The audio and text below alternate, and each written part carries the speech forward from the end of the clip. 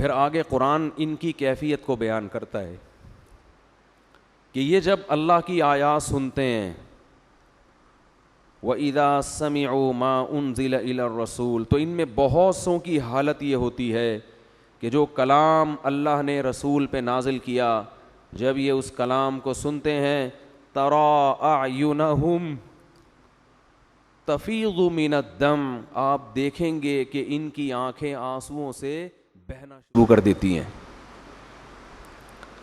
اصل میں تو ہم تو قرآن پیش اصل کرتے ہی نہیں نا غیر مسلموں کے سامنے، ہمارا تو آپس کے پھڈے ختم ہوں گے تو پھر آگے غیر مسلم کو پیش کریں گے نا۔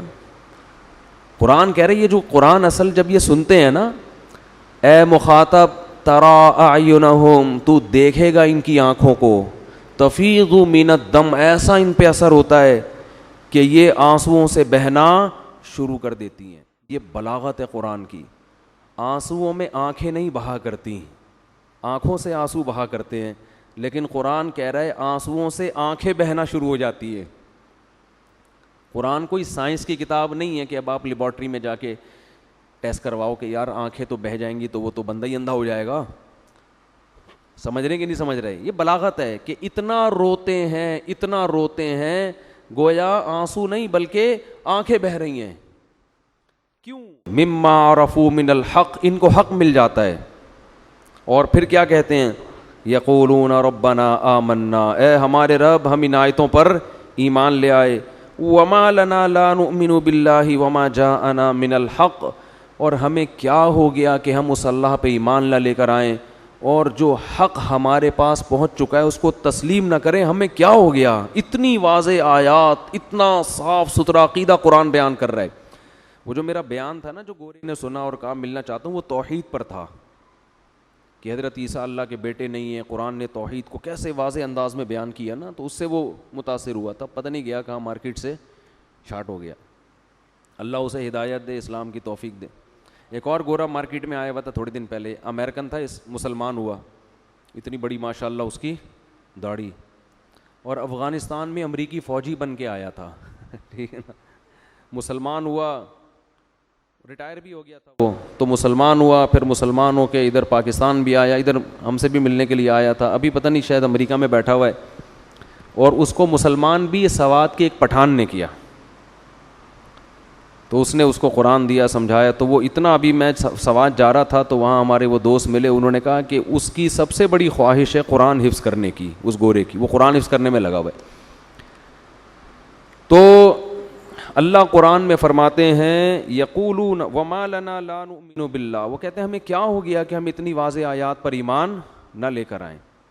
دیکھو دنیا میں اگر اسلام کو صحیح معنوں میں تبلیغ کی اجازت دے دی جائے نا تو اتنی اسپیڈ سے اسلام پھیلے گا کہ آپ کی سوچ ہے۔ مسئلہ سارا یہ ہے کہ جو حقیقی معنوں میں غیر مسلموں میں تبلیغ کرتے ہیں نا، ان کی راہ میں رکاوٹیں کھڑی کر دی جاتی ہیں، جس کی سب سے بڑی مثال ڈاکٹر ذاکر نائک۔ بھائی آپ تو براڈ مائنڈیڈ ہو، آپ تو لبرل لوگ ہو، آپ تو کہتے ہو کہ کوئی بھی کوئی نظریہ رکھ سکتا ہے، تو ڈاکٹر صاحب کو اجازت ملنی چاہیے، امریکہ میں بھی ڈاکٹر صاحب کو اجازت ملنی چاہیے، یو کے میں بھی ڈاکٹر صاحب کو اجازت ملنی چاہیے، لندن میں بھی۔ اگر آپ کہتے ہو کہ اس تبلیغ سے اسلام پھیل رہا ہے، ہندو سارے کنورٹ ہو رہے ہیں اسلام میں، عیسائی سارے آ رہے ہیں، ان کو اعتراضات کے جواب مل رہے ہیں، تو بھائی پادریوں کو بھی ہم چانس دیتے ہیں، وہ بھی اپنے بڑے بڑے سیمینار منعقد کریں، ہم نے کب منع کیا ہے؟ بہت مشکل ہے، بہت مشکل۔ ہم پنڈتوں کو بھی کہتے ہیں یار تم ڈاکٹر ذاکر نائک سے بڑا پروگرام کرو یار، میں بھی آؤں گا اس میں، ٹھیک ہے نا۔ بھائی ہم تو آزادی دے رہے ہیں نا، ہم کوئی تلوار کی طاقت سے تھوڑی کسی کو مسلمان بنا رہے ہیں۔ ہم کہہ رہے ہیں کہ جو سیکولر اور لبرل حکومتیں ہیں وہ ان کا یہ دعویٰ ہے کہ نظریہ رکھنے میں، کوئی بھی تھیوری رکھنے میں، کوئی بھی یعنی تھنکنگ کے معاملے میں ہر آدمی کیا ہے؟ آزاد۔ تو بھائی آزادی دو سب کو یار۔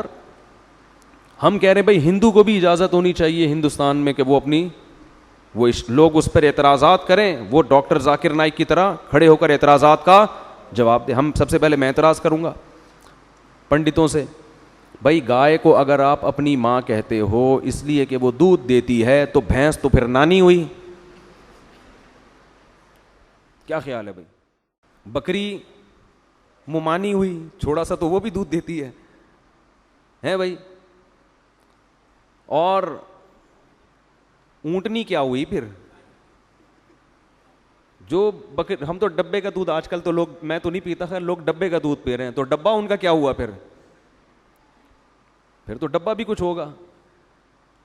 اور بھائی ہم یہ پنڈت سے اشکال کریں گے کہ 4 بھگوان پہ ایک کیا مل رہا ہے تھائی لینڈ میں؟ فری، ہول سیل کے حساب سے. تو یہ بھگوان کی عزت ہے یا توہین ہے؟ بھگوان کے ریٹ ایک جیسے کیوں نہیں ہے پوری دنیا میں؟ 4 بھگوان پہ ایک فری، بولو کیوں مل رہا ہے؟